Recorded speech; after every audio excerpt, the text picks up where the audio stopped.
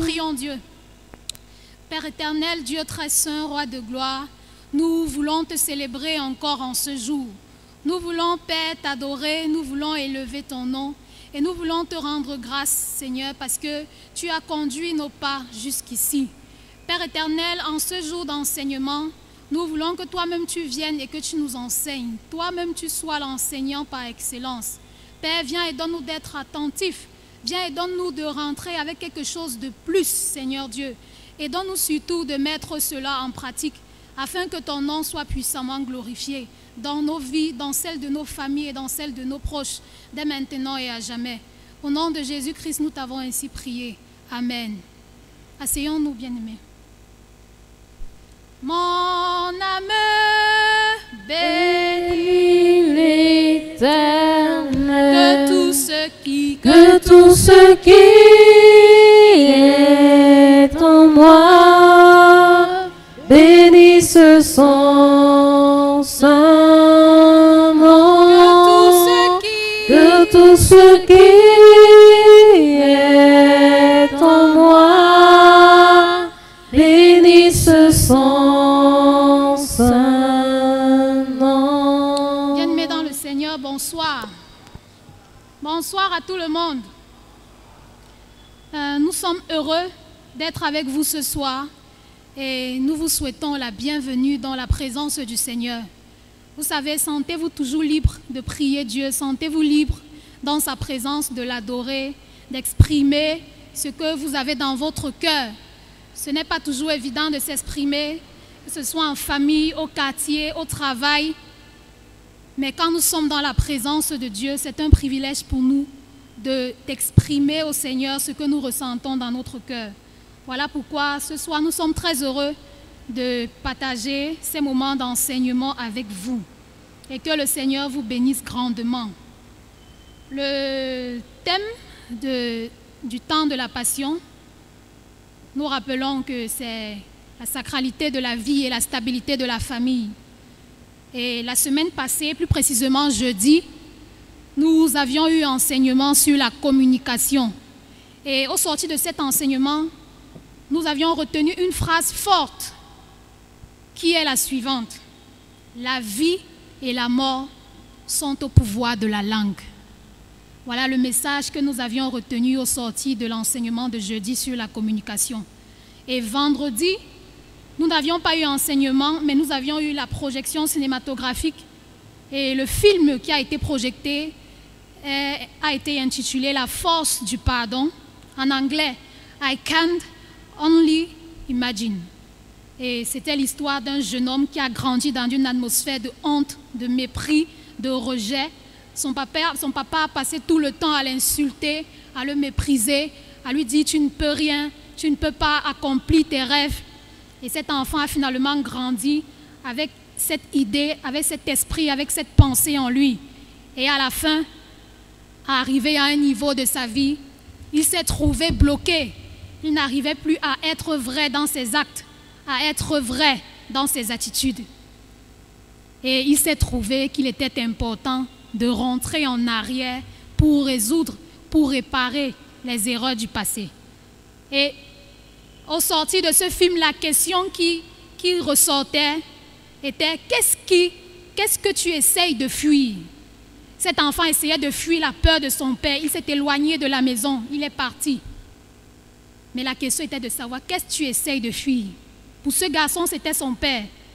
Mais au sortir de cette projection, la question était de savoir pour nous, bien-aimés, qu'est-ce que nous essayons de fuir? Nos enfants, nos parents, notre époux, notre épouse. Alors il était important, le message qui ressortait, il était important. Lorsqu'il y a des blocages devant, il était important de jeter un regard en arrière afin de réparer ce qui a été détruit. Faire face à la douleur et réparer ses erreurs, celles qui ont fait souffrir les autres. Voilà en gros les messages essentiels qui ressortaient de cette projection le vendredi.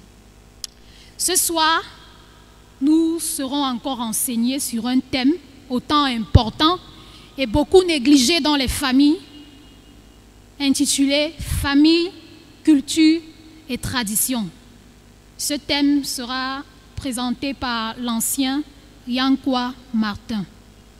Sur ce, je vous remercie et je prie, s'il vous plaît, l'équipe de la CVS à pouvoir distribuer les papiers des questions pour nous permettre de rester dans le timing juste après l'enseignement. Je vous en prie. Merci. Bien-aimés dans le Seigneur, bonjour. Ce n'est pas facile de sortir de chez soi un lundi soir pour répondre à la convocation de Dieu.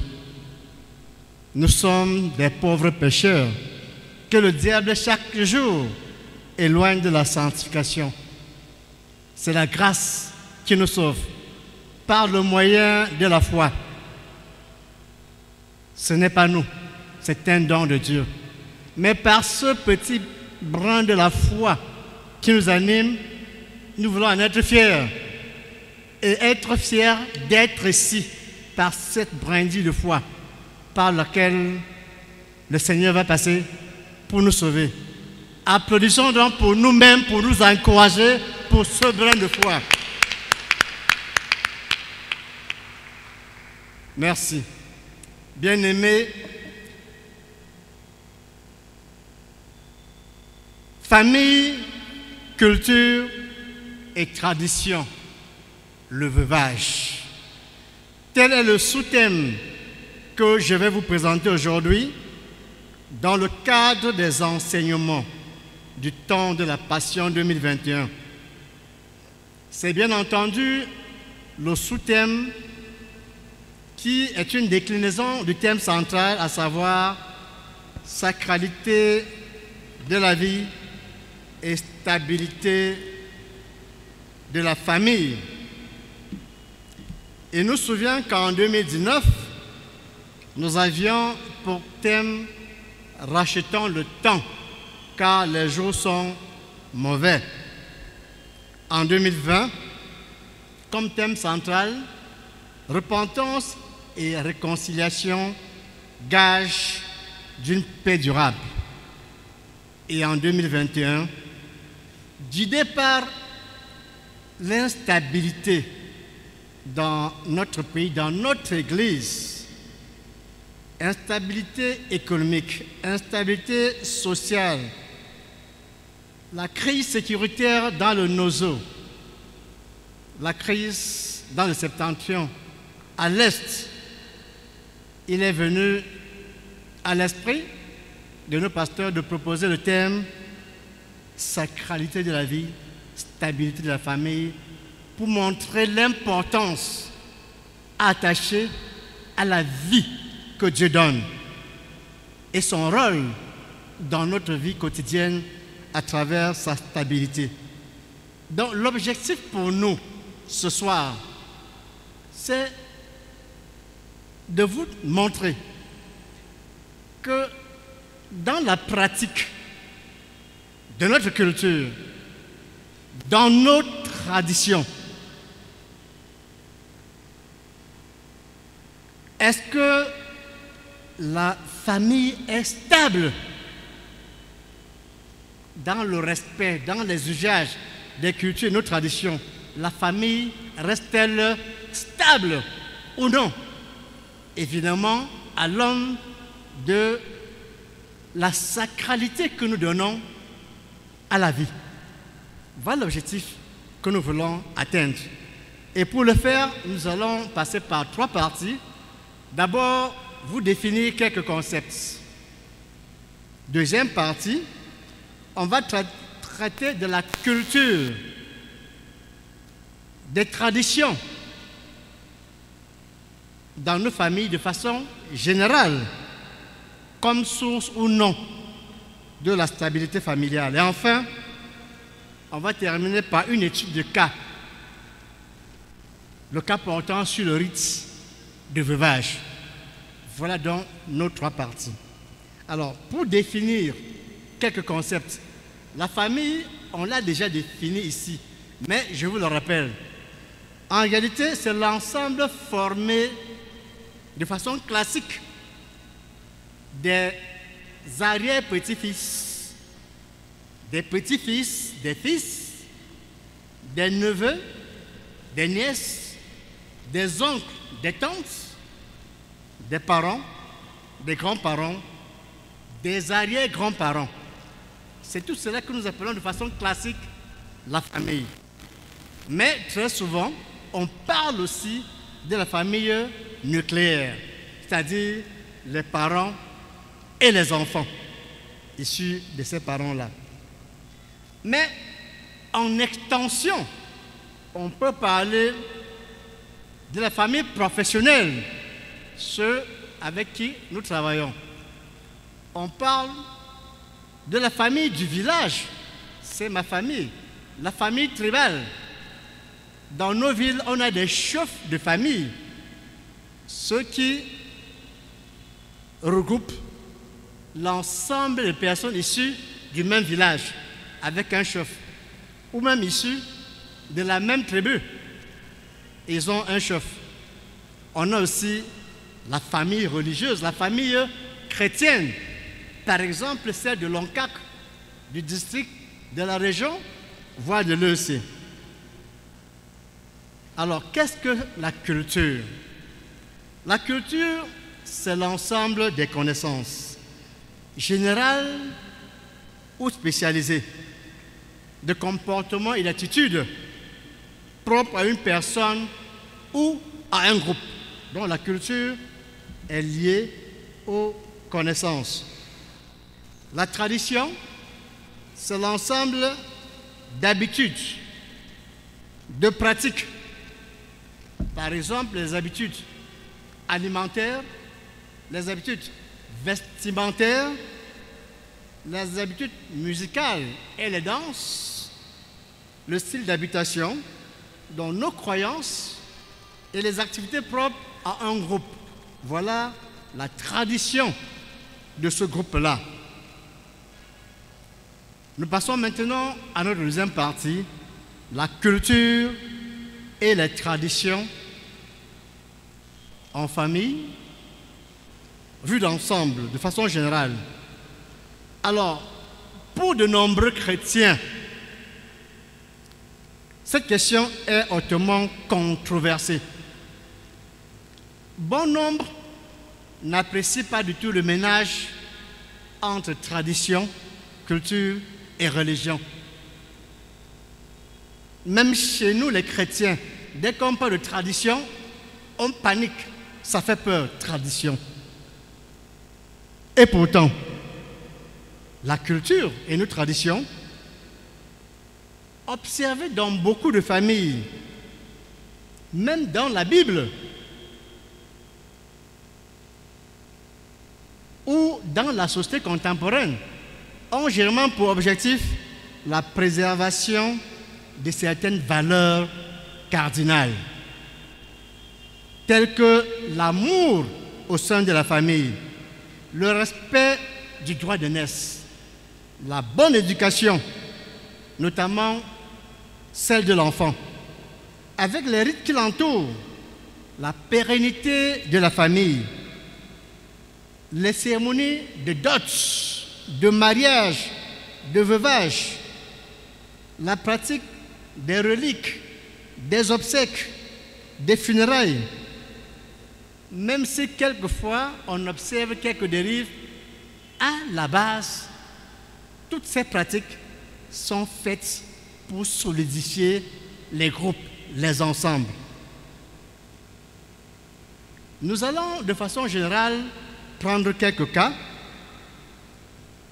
notamment les obsèques et la pratique reliquaire, le mariage, les sociétés secrètes et les danses traditionnelles. Quelques exemples liés à nos cultures et à nos traditions. Parlant des obsèques et la culture reliquaire. Les reliques, en fait, c'est les ossements. L'Ancien Testament nous enseigne qu'à la demande de Jacob, vous voyez dans Genèse 30, verset 29, Joseph ordonna à son service d'embaumer son père. Et les médecins embaumèrent Israël, Jacob, pendant 40 jours. Et on organisait en Égypte pendant 70 jours les obsèques de Jacob.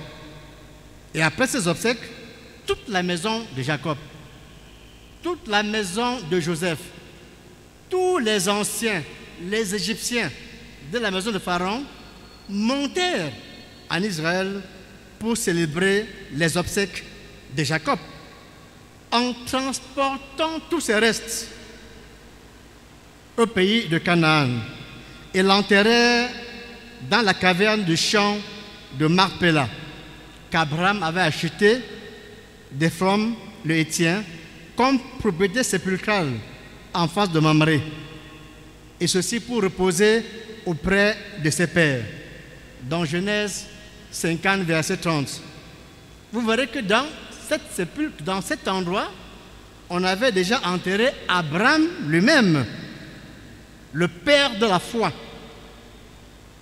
On avait enterré Léa, on avait enterré Sarah, Isaac, Rebecca. Donc cette tradition qui relève d'Abraham était la manifestation du rôle sacré de la vie. Elle a ainsi permis non seulement de stabiliser autour de l'événement, non seulement la famille de Jacob, mais également toute la maison de Joseph et tous les serviteurs de Pharaon, en même temps que tous les anciens d'Égypte. Nous comprenons que ces obsèques, ce transfert des reliques, des ossements, était une manière de sacraliser la vie, d'honorer. Et puis, elle a permis la stabilité de la famille. De même, vous savez que les restes de Joseph ont été préservés pendant tout son séjour en Égypte. Et lorsque le peuple de Dieu quittait l'Égypte sous la conduite de Moïse, les restes de Joseph sont également partis au pays de Sichem. Vous verrez dans Exode 13, verset 19, pour que ces restes couchent avec ses pères dans la ville de David. 1 Roi 14 à 31. Dans le Nouveau Testament, il vous souvient que Marie de Magdala, Marie mère de Jacques et Salomé achetèrent les aromates et se rendirent au sépulcre le grand matin afin d'embaumer Jésus, embaumer le corps, dans Marc 16, versets 1 à 3. Cette pratique culturelle était destinée à honorer l'homme, même quand il est mort. Et cette pratique rythmait la vie de ce peuple à ce moment, puisque notre Dieu est considéré comme le Dieu des vivants, le Dieu d'Abraham, d'Isaac et de Jacob. Donc, ce sont des enfants de Dieu, même quand nous les considérons comme morts. Pour Dieu, ils sont vivants. C'est pourquoi ils demeurent sacrés. Mais dans le monde contemporain, que se passe-t-il? Aujourd'hui, en Occident, la pratique ou la tradition des obsèques est très peu spectaculaire. C'est très simple. Par contre, la pratique reliquaire a une dimension particulière. Aux États-Unis, quand vous allez au cimetière d'Arlington, c'est ce cimetière où on enterre les grands soldats qui sont tombés au champ de guerre pour l'honneur de la patrie. Également, les présidents américains. Là-bas, ces cimetières sont particulièrement propres. Et vous avez là-bas un endroit spécial qu'on appelle la tombe du soldat inconnu. Ça fait l'objet d'une pratique exceptionnelle. Tous les 6 heures, on doit faire la levée de la patrie parce que c'est une tombe protégée par l'État américain. Vous venez à 6 heures, à 12 heures, une levée. 13 heures, 18 heures, quelqu'un d'autre, 18 heures, 24 heures, quelqu'un d'autre, etc. Et vous vous sentez autour de la tombe. Il y a des pratiques. Ceci pour honorer l'âme de ceux qui ont lutté pour la patrie et pour montrer la stabilité du pays, notamment la paix et la liberté américaine. Ceci est fait autour des corps. Ça ne pose aucun problème. En France, les cimetières, vous le savez, c'est plus beau que les maisons, que les salons de nos maisons. Très ornés de fleurs. Toutes les tombes sont peintes. Et ce qui est particulier à voir, c'est les nombreuses visites avec des fleurs. Et quand vous allez au Panthéon de Paris, le Panthéon de Paris est situé dans le 5e arrondissement, au cœur du quartier latin, sur la montagne Sainte-Geneviève. Et à ce Panthéon, depuis la mort de Mirabeau, le 2 avril 1791, on a songé à réunir les tombes des grands hommes de France dans ce Panthéon. En fait, cette tombe, c'est quoi? C'est les restes, les ossements des grands hommes qu'on va mettre là-bas. Je l'appelle la panthéonisation, même si je n'ai pas trouvé dans le dictionnaire. Je veux dire que là-bas, on avait ramené les corps de Voltaire, ce grand écrivain que nous connaissons, de Jean-Jacques Rousseau, de Victor Hugo, Émile Zola, Jean Jaurès, Jean Moulin, Pierre et Marie Curie, ces grands scientifiques que nous connaissons, on les a amenés au Panthéon. C'est un lieu de vénération de la vie de ces personnalités. Et en les vénérant, ça fait la stabilité des familles en France, la stabilité sociale dans ce pays. En Afrique, les pratiques culturelles sont très variées. Nos cimetières, malheureusement, sont souvent très sales et considérés comme hantés. Nous nous limiterons ici au cas du Cameroun. Et à toute fin utile, rappelons que dans notre pays, on a 4 aires culturelles. Il y a les Fambeti de provenance bantou, c'est le centre, le sud et l'est. Il y a les Sawa qui viennent du Congo, c'est le littoral du sud-ouest. Il y a la zone sahélienne, le septentrion, le nord, l'extrême nord et la Damawa. Et enfin, l'aire Grassfield, le nord-ouest, l'ouest, avec le nord-ouest, Bamoun et les Bamileke. Dans ce dernier cas, notamment chez les Bamileke, il y a un accent qui est mis sur les obsèques, dont la durée dépend de l'âge ou des moyens de la famille du défunt. Concernant la pratique reliquaire, je sais, quand on en parle à l'ouest, le corps est glacé. On a de l'effroi, on a de l'émoi. Parce que 5 à 10 ans après la mort d'un homme, on enlève une partie de son corps, notamment la tête, et on prélève dans une case au village qu'on appelle la maison des reliques, la case sacrée, où se recueille souvent la famille. Et dans cette case, on trouve les restes de beaucoup d'ancêtres partis avant ce parent-là. Et cette pratique remonte des origines des Bamileke. J'ai parlé des origines de l'ère sahélien, de l'ère Fambeti ou de l'ère Sawa, mais je ne vous ai pas dit les origines du Grassfield. Mais je vais me contenter ici notamment de parler des origines des Bamileke.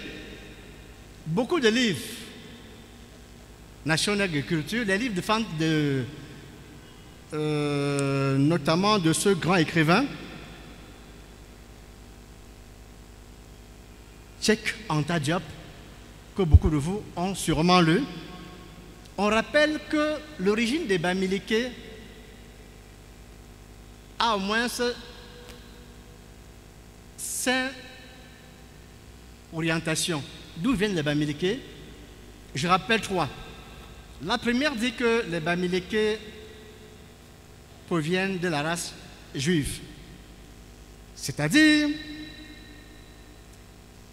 c'est les descendants de Cham, fils de Noé, et notamment de Couch, un des 4 fils de Cham. Et vous savez, le royaume de Couch était étendu jusqu'au sud du Sahara et au nord de l'Éthiopie actuelle. Ce peuple aurait longé le Nil pour fonder l'Égypte des pharaons. Ensuite, ils ont émigré du sud du Sahara jusqu'au Nigeria, dans la Dramawa, la plaine Sika, pour se retrouver à l'ouest. Cheikh Anta Diop insiste beaucoup sur la présence en Égypte des Noirs. La deuxième pense que ce peuple est parti d'Égypte et aurait fui parce que souvenez-vous quand Pharaon a été battu devant la mer Rouge avec l'armée engloutie, quand il est rentré en Égypte, les Juifs qui n'avaient pas suivi Moïse, parce que tout le monde n'était pas sorti, certains avaient peur de quitter l'opulence qu'ils avaient. Il a chassé tous les Juifs qui étaient restés, et c'est ce peuple qui s'est déporté, l'enchaîné pour se retrouver au Nigeria, passer par la plaine Zika pour retomber à l'ouest du Cameroun. La troisième, on pense que la 12e tribu d'Israël, notamment la tribu de Benjamin, qui a disparu dans le désert, beaucoup ont disparu parce qu'on a quand même mis 40 ans dans le désert. Et pourtant, aujourd'hui, quand nous prenons un vol pour partir de l'Éthiopie, qui est bien en dessous de l'Égypte, entre l'Égypte et Israël, quand vous prenez aujourd'hui un vol, c'est 4 heures. Mais ils ont passé 40 ans pour arriver. Certains sont perdus, et ceux qui sont partis, sont descendus du Nil, sont passés par la plaine Seka dans la Damawa, sont retrouvés à l'ouest. Je vous donne comme ça 3 tendances d'origine des Bamileke. C'est pourquoi vous comprenez que les traditions Bamileke sont totalement pareilles aux traditions juives dont j'ai parlé tout à l'heure. Voilà comment on explique cette tradition. En fait, avant le Nouveau Testament. Donc si en Europe, la pratique ne soulève aucun problème, en Afrique, c'est autre chose. Et non seulement la colonisation l'a condamné, cette pratique des obsèques et des reliques, mais également on a assimilé les cases des ancêtres à un culte des ancêtres. Et il fallait donc détruire toutes ces cases avec tous les objets d'art que comportaient ces cases-là. Évidemment, nous comprenons que beaucoup, dans les cases reliquaires, font des pratiques, font des sacrifices, soit pour demander la bénédiction à Dieu pour la culture, soit pour un mariage, soit pour un malade que l'on veut guérir. Mais selon pour nous, ces pratiques déviationnistes sont condamnées. Et nous aurons dans Éphésiens chapitre 5 verset 2 que toutes les pratiques faites par des sacrificateurs pour enlever les péchés ne marchent pas. Le seul sacrifice a été offert par Jésus-Christ, le dernier et le sacrifice suprême de sa mort. Dans Hébreux 10, versets 11 à 14, pour tous nos péchés.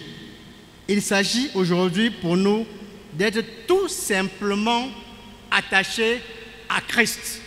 Aucun sacrifice n'a de suite, que ce soit pour la vie, que ce soit pour un mariage ou pour toute chose. Nous devons aujourd'hui regarder à Christ. Le témoignage que je me permets ici de vous présenter, c'est lorsque j'ai perdu mon frère aîné, un neveu. Un beau jour, dans ma maison, je trouve le petit pot de fleurs qui était en verre, qui s'est cassé. Qui l'a cassé? Personne. Alors, les chercheurs cherchent. Et j'attends chez moi, on vient me dire, après ton neveu et ton grand frère, c'est toi qui dois partir. Tu dois partir. Sauf que partir. S'il te plaît, va au village. Sur la tombe du père, tu fais comme on fait. Sinon, tu es mort. eux, ils sont morts de quoi? Ton grand frère a 60 ans. J'ai dit à ce monsieur, il s'appelait Dieudonné. Mon père me l'avait dit. Depuis la 6e, je vous aime tous. Toi, tes frères, tes sœurs. Un jour, il était évangéliste, catéchiste de son état. Un jour, si tu viens sur ma tombe pour faire quoi que ce soit, je ne sais pas, je crois en Dieu. Mais si ce jour j'entends que tu arrives, non, je sortirai dès que tu es là. J'arriverai. Mais ce que tu recevras, je vais te gifler tellement fort que tu comprendras. Il t'avait dit de ne jamais venir sur ma tombe. Je crois en Dieu. Ne viens jamais sur ma tombe. Je ne savais pas qu'à cet âge de 12 ans, je devais succéder à mon père. Mais c'est ce que j'enseigne aujourd'hui à mes sœurs. Et j'y crois fermement. Jésus a tout sacrifié. Nous n'avons plus rien à sacrifier. Amen. La deuxième chose à vous présenter, c'est le mariage. Dans l'Ancien Testament, Genèse 34, verset 12, Sichem déclare « Exigez de moi une forte dot et beaucoup de présents, et je donnerai ce que vous me direz. Mais accordez-moi la jeune femme. » Vous connaissez l'histoire de Dina, n'est-ce pas, qui a fait tellement mal à Jacob parce que Simon et Lévi ont assassiné tous ces gens-là parce qu'on avait abusé de Dina. C'est pour dire que la dot avait pour objectif de dire merci à la famille, n'est-ce pas, pour stabiliser cette famille-là. Dans le Nouveau Testament, rappelez-vous également que à travers Éphésiens 5, verset 22, 33, le mariage est encouragé. Tout ça, c'est pour sceller la famille. Même si aujourd'hui, les hommes et les hommes se marient, les femmes et les femmes se marient, cette tradition était là pour renforcer les familles. Vous verrez dans Matthieu 15, verset 8, Marc 7, verset 8, Colossiens 2, verset 8. Tout cela est fait pour stabiliser les familles parce qu'on sacralise la vie. Mais Jésus rappelle que beaucoup de traditions faites n'étaient pas pour le glorifier. On l'écoutait, mais on adorait les traditions, ce qu'il condamne. Nous allons également prendre les sociétés secrètes et les danses traditionnelles. Il vous souvient l'autre jour que le cardinal Tchoumi a été introduit dans le Foot House. C'est la case sacrée dans le Nord-Ouest. C'était pour le grandir. Et chez nous, on a des danses comme le Kuunga. C'est des danses qui arrivent lors des grands deuils, lors des grands événements. C'est notre tradition pour sacraliser la vie.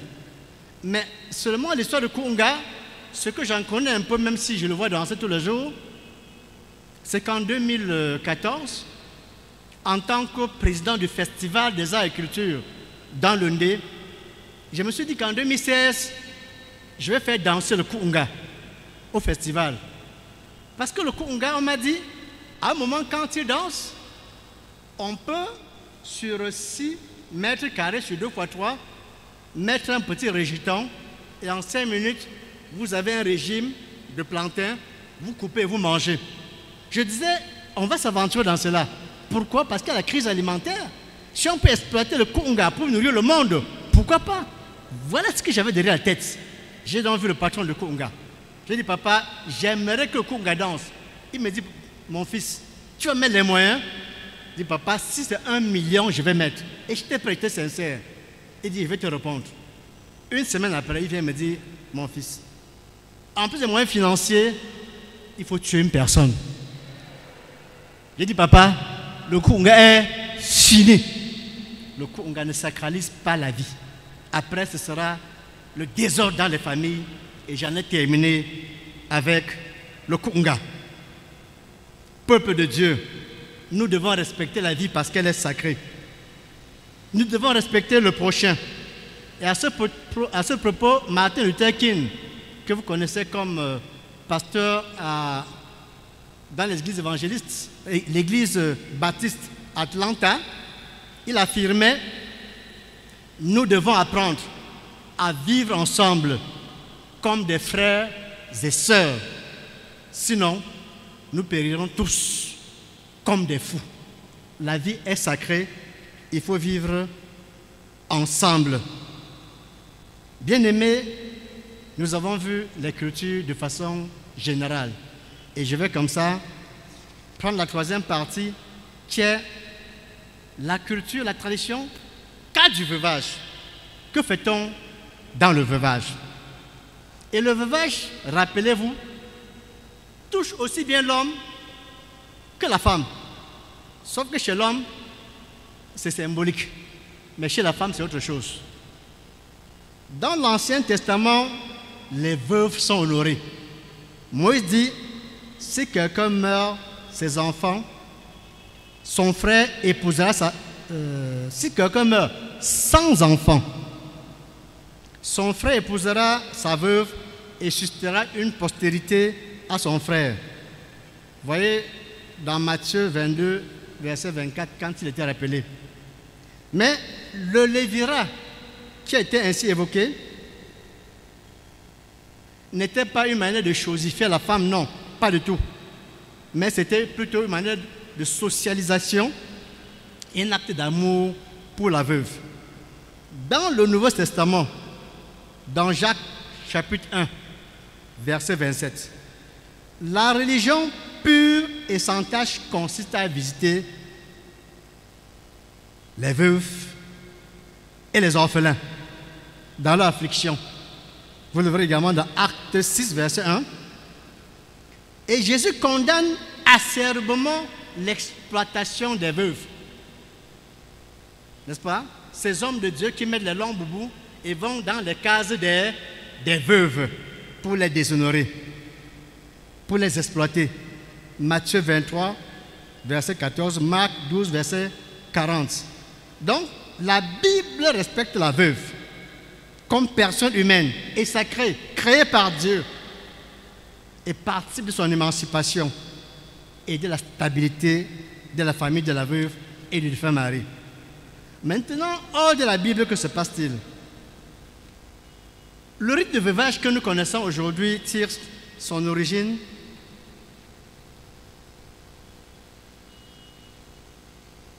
de très longtemps.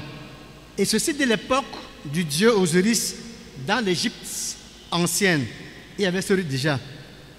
Et tout comme de nos jours et dans beaucoup de cultures, quand la femme meurt, on a pitié de l'homme parce qu'il n'aura plus à manger.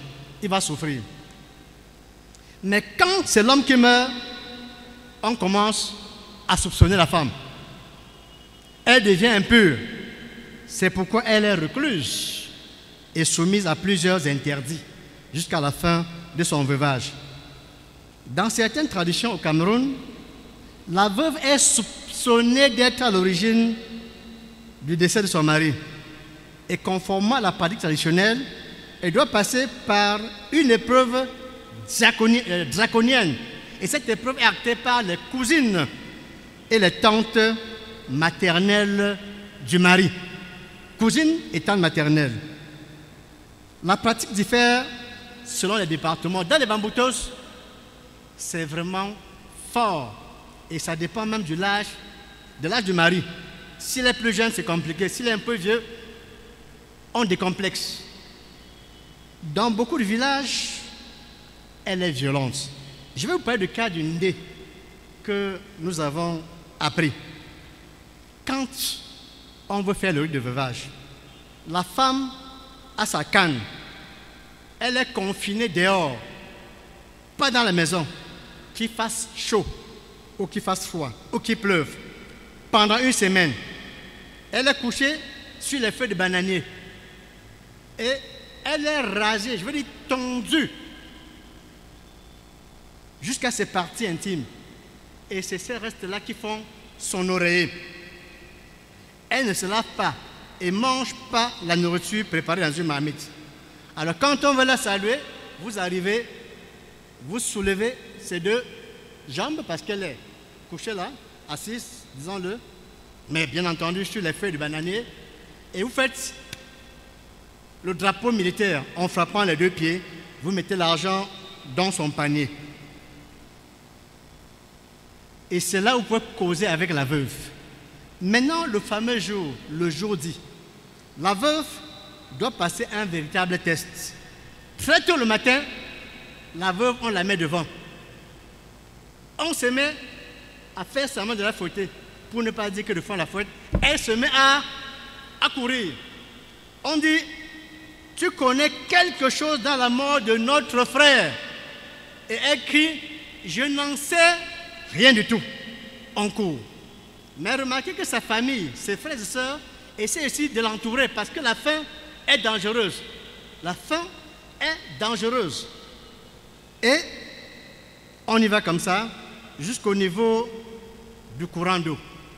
Là-bas, elle dépose sa calebasse. Si le courant d'eau amène la calebasse, elle a passé l'examen. Ok? À ce moment-là, on la drape, on l'habille en blanc, on l'amène à la maison, on fête, on danse. Elle a sa canne qu'elle va aller remettre chez le frère d'un mari. Elle commence à enlever sa dot et elle doit avoir des rapports avec un frère du mari ou traverser ses pieds. Elle peut traverser les pieds, ça marche aussi. Vous savez, les fils des rois qui sont des successeurs, il y a quand même leur mère. Donc ils traversent les pieds, sinon c'est l'inceste. Et maintenant, et quand elle le fait, elle est dédouanée, elle ne sait rien, mais elle reste dans la famille, parce que c'est l'argent de la famille. Elle peut donc épouser un frère ou le successeur, n'est-ce pas, quand ce n'est pas son enfant. Si par contre, elle échoue, c'est-à-dire que le courant n'emporte pas sa calebasse, ça arrive. Vous savez ce qui se passe? Il ne faut pas que ça vous arrive un jour. On dit qu'elle est complice du décès ou qu'elle a tué son mari. À ce moment, elle est violentée, elle est vomi, elle est insultée, elle est chassée de la concession du mari, du moins de la famille. Et dès lors, s'installe l'animosité entre les deux familles. La famille de la femme, accusée d'avoir tué le mari, et la famille du mari. Donc c'est la famille qui est déstabilisée à travers ces pratiques. Voilà un rite qui était chargé de ramener la sérénité. Elle fait plutôt naître beaucoup d'atrocités, d'humiliation, de déstabilisation, d'autant plus que le pardon n'existe pas à ce niveau. Tu as tué, on va se venger. Aujourd'hui seulement, ce rite est de moins en moins pratiqué, en raison non seulement de la loi, parce que vous faites mourir une veuve, vous serez condamné par moins de 10 ans de prison. Vous serez condamné. Également, les hommes ont la conscience de ces pratiques mauvaises. Et là-dessus, le roi de Baok, dans le Ndé, en 2016, a publié un décret royal humanisant toutes les pratiques culturelles dans sa royauté, dans son royaume, et particulièrement le rite de veuvage. Et là-dessus, il a privilégié l'amour et la stabilité de la famille que la destruction des familles. Bien-aimés dans le Seigneur, après vous avoir présenté les concepts, le cas général de la culture et le cas spécifique de la veuve, je voudrais conclure. Je voudrais conclure pour dire que notre culture et tradition, tant qu'elles s'inspirent du Christ en sacralisant la vie, sont plutôt source de stabilité de la famille. Par contre, quand elles s'en éloignent, elles sont source de division et d'instabilité. Vous avez vu le cas des veuves. La culture et la tradition ne sont pas à condamner tant qu'elles servent à l'épanouissement social, économique, spirituelles de l'homme, elles ne sont pas à condamner. Elles doivent par conséquent être adaptées au service de l'homme pour le libérer et non pour l'avilir. En cela, le chrétien que nous sommes a un rôle capital à jouer. Il ne doit jamais se positionner comme ennemi de la culture ou des traditions, comme nous le faisons souvent. Mais il doit se positionner comme missionnaire pour ramener les adeptes de la tradition déshumanisante, les ramener, disais-je, au Seigneur, afin que la culture et la tradition soient au service de la vie et de la stabilité des familles. Pour terminer l'enseignement, je voudrais, avec vous tous, rendre un vibrant hommage à nos veuves, qui sont avant tout nos mamans, en rappelant cette célèbre citation d'Abraham Lincoln, ce grand monsieur qui était le premier président des États-Unis. Il disait « Ce que je suis, je le dois à ma mère. C'est la seule femme qui m'a tout donné et il ne faut pas le faire du mal. » Fin de citation. Bien-aimés, je vous remercie de votre bien aimable attention. Ça ne surprend pas. Je vous l'ai dit depuis le départ que la question est trop controversée. Alors, quelle différence fondamentale entre culture et tradition? J'ai défini la culture comme un ensemble de connaissances. Ce sont des connaissances soit spécifiques, soit générales. Donc, on apprend un certain nombre de choses. Mais la tradition, ce sont des pratiques dans un groupe ou dans une société.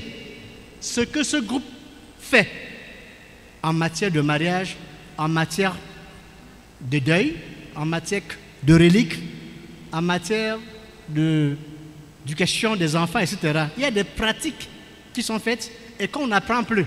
Quand vous arrivez, c'est comme ça. Et pourtant, vous pouvez vous cultiver au-delà de ces pratiques-là. Alors, la culture comme la tradition, elle est plus ancienne que la religion et permet de stabiliser la famille. Ne devrait-on pas revoir la religion en Afrique en intégrant les cultures et traditions? Une question très importante parce que, souvenez-vous du Concile du Vatican, Ecclesia in Africa. À ce concile, on estimait que la religion devait être, le christianisme devait être africanisé. Vous comprenez? On n'a pas les raisins en Afrique pour faire du vin rouge. On devrait pouvoir faire du vin rouge, on devait pouvoir faire de la Sainte-Seine avec notre vin blanc. Ça, on l'a dit. Au niveau également des rameaux, on a pensé que l'arbre de la paix pourrait être utilisé également pour proclamer l'entrée de Jésus à Jérusalem. Donc, Ecclesia in Africa a autorisé qu'on puisse adapter la religion à notre culture. Sauf que, malgré toutes les recherches, les pasteurs, les prêtres ont tendance à imiter toujours les traditions des Européens. Un peu comme s'ils avaient peur. Dans le passage de l'intégration de notre culture à la religion devient toujours un problème à revoir. Je vous ai rappelé qu'entre Abraham et Jésus-Christ, il y a tellement de générations. Rappelez-vous simplement de la vie des Juifs en Babylone. Et quand ces Juifs, conduits par Moïse, sortent d'Égypte, on vous dit que certains sont venus en Afrique les Bamilékés. Mais donc ils avaient déjà leur religion avant le christianisme. Mais nous nous rappelons que le christianisme a été apporté par les Blancs chez nous lors de la colonisation. Donc nous connaissions, là on connaissait Dieu avant que Christ n'arrive. Christ nous a dit, les anciennes choses sont passées, toutes choses sont devenues nouvelles. Il a fait les sacrifices, nous devons nous contenter donc à suivre Christ. Donc nous sommes d'accord qu'il faille adapter la culture à la religion, comme on a conseillé lors du Concile de Vatican. Mais passer de la parole à l'acte, c'est une autre chose. Donc, si la sœur est déjà en Christ, comment peut-elle pratiquer le veuvage, connaissant toutes les calamités?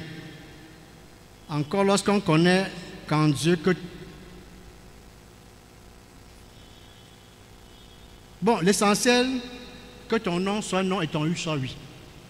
Ce qu'il faut dire, quand vous êtes en Christ, votre tradition est la tradition de Christ.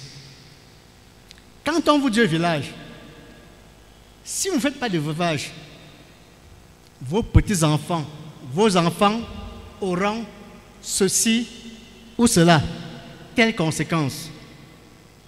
C'est ce qui a amené le roi de Baroque à humaniser le rite de veuvage.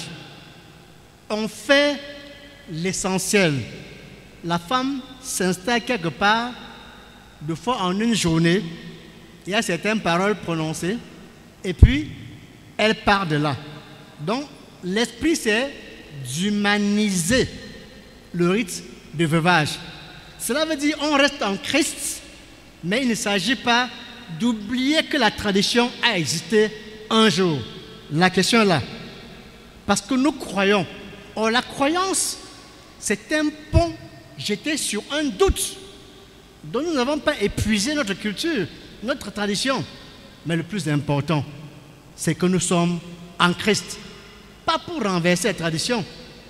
Il est venu non pour changer, mais pour accomplir. Nous devons nous tourner vers lui et faire tout ce qui ne le gêne pas. Vous avez dit que si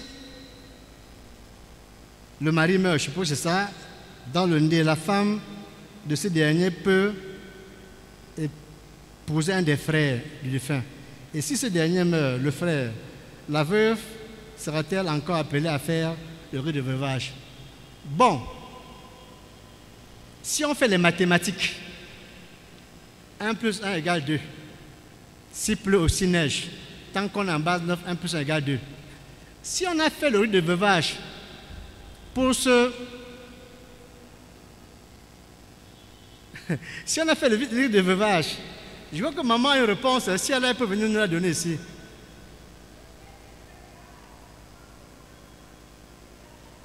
Ah bon, d'accord. Oui, j'étais en mathématiques, maman. Elle dit que dans le mariage, 1 plus 1 égale 1. On est d'accord. Mais en mathématiques, si vous mettez ça, vous avez 0 sur 20. En mathématiques, mettez 1 plus 1 égale 2 pour passer votre BEPC. Donc, quand on dit que si le mari meurt, pour que la femme soit dédouanée de toutes les craintes, que ce n'est pas elle qui a tué son mari, elle doit faire le rite de veuvage. C'est pour dire que si le deuxième mari meurt alors, qui l'a tué? Si c'est les mathématiques, elle va encore refaire l'autre pour encore se laver de cela. J'ai dit si c'est les mathématiques, mais la vérité c'est qu'à cette question, nous allons nous renseigner auprès de nos pères pour savoir si c'est les mathématiques qui s'appliquent ou bien s'il y a un autre axiome qui s'applique. Bien.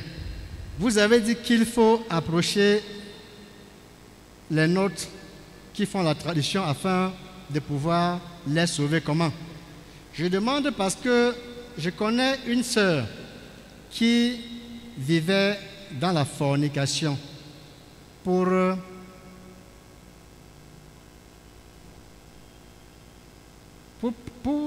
prétendre sauver son camarade. Bon, de toutes les manières, la fornication n'est pas biblique. C'est interdit. À cela, il faut dire arrête. La fornication, c'est un lien qui met la barrière entre vous et le Christ. Vous êtes en prison. Vous ne pouvez plus s'ouvrir.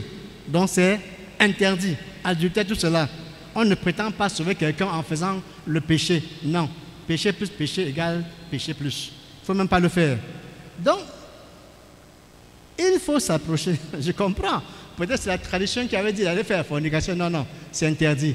Au contraire, il faut s'approcher de ces gens-là pour leur parler de Jésus-Christ.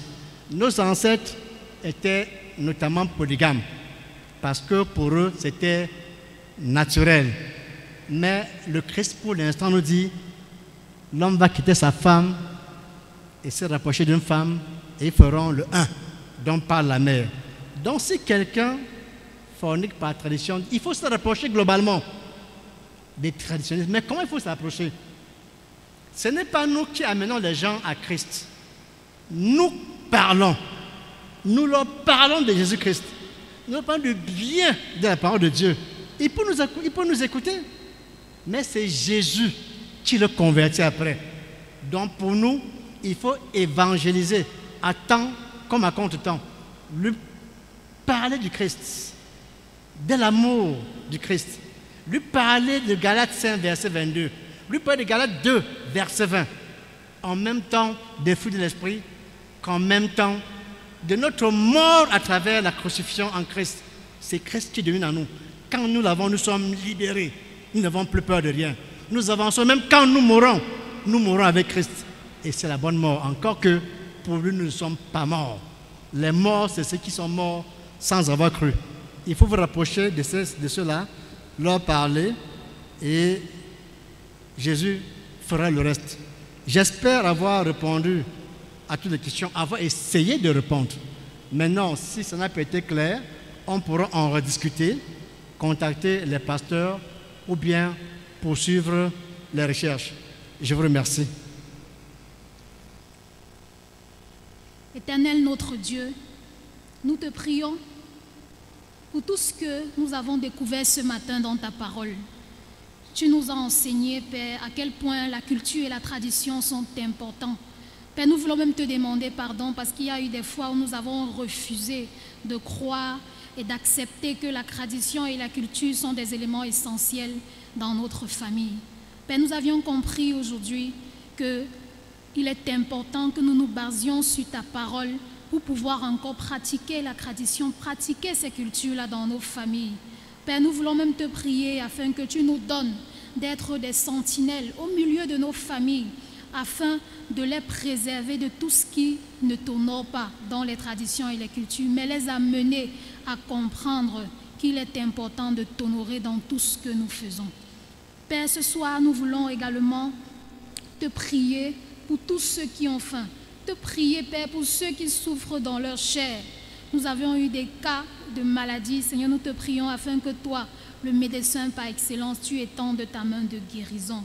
Père, nous te prions pour toutes les familles endeuillées. Père éternel, viens et toi-même soutiens. Père, viens et console. Père, viens et essuie les larmes. La douleur est grande, la crainte est grande, mais nous avons besoin que toi-même tu viennes et que tu nous tiennes par la main. Père éternel, nous te prions pour ceux qui ne te connaissent pas encore, pour ceux qui sont égarés dans le monde. Nous te prions pour eux, Père éternel. Nous voulons également te prier pour notre Église, pour ces pasteurs, ces évangélistes, ces anciens, ces conseillers paroissiaux et pour tous nos éducateurs, les élèves et étudiants, Père, pour tous les enfants et pour tous ceux qui assument une responsabilité dans ton Église. Nous te prions, Seigneur, viens et exauce-nous et aide-nous surtout, Père, à vivre comme tu veux. Nous voulons résumer l'ensemble de ces requêtes dans le magnifique concentré que ton Fils nous enseignait en ces thèmes. Notre Père qui es aux cieux, que ton nom soit sanctifié, que ton règne vienne, que ta volonté soit faite sur la terre comme au ciel. Donne-nous aujourd'hui notre pain de ce jour. Pardonne-nous nos offenses, comme nous pardonnons aussi à ceux qui nous ont offensés. Et ne nous soumets pas à la tentation, mais délivre-nous du mal, car c'est à toi qu'appartiennent le règne, la puissance et la gloire pour des siècles et des siècles. Amen. Vous les rachetés du Christ, l'Éternel vous garde. l'Éternel est avec vous. Nous avons aujourd'hui appris que la culture n'est pas l'ennemi du chrétien. La tradition n'est pas l'ennemi du chrétien. Nous, les rachetés, devons donc aller au sein des cultures et les amener à Dieu, afin qu'ensemble, nous serons les enfants de Dieu dans son royaume. Et maintenant, recevons la bénédiction de Dieu. Que le Seigneur vous inspire chaque jour. Que le Seigneur vous inonde de sa joie, de son amour et de la paix. Que le Seigneur vous garde. Vous êtes libres au nom du Père, du Fils et du Saint-Esprit. Amen.